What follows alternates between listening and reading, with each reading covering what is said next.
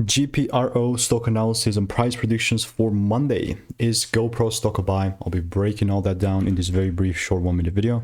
Now, I am the only guy in the space with an actual track record of 45,000 videos and 5 years of experience. And by the way, I've documented them all. So I've seen what's working for me and what's not. And mainly I've documented everything. With this crazy pump, because it was in a supply zone beforehand, I was waiting for a double break to happen in order for me to take it down. Got the first break, second break never came, and this is why I like my strategy, because if I was just randomly selling, maybe I would have gotten a break even, but I never even took no trades here because rules never got met, and we actually shifted the complete opposite way.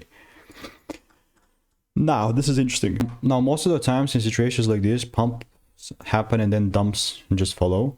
I'm not saying that this is just gonna be the pessimistic, arrogant guy here, but in reality is that if I start seeing the price giving me a double break beneath these lows, then it's a sell side, right?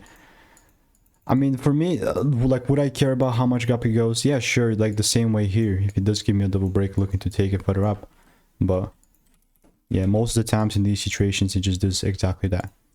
And I can be proven wrong if the price really likes to push up, and I'll be here to catch it, right? So I'll keep you updated. And all I'm doing is I'm not selling or doing anything. I'm just waiting for rules to then act upon my idea. So if you want to stay tuned and get free sauce, click the first link in the description. I'll continue to keep you updated. Goodbye and enjoy.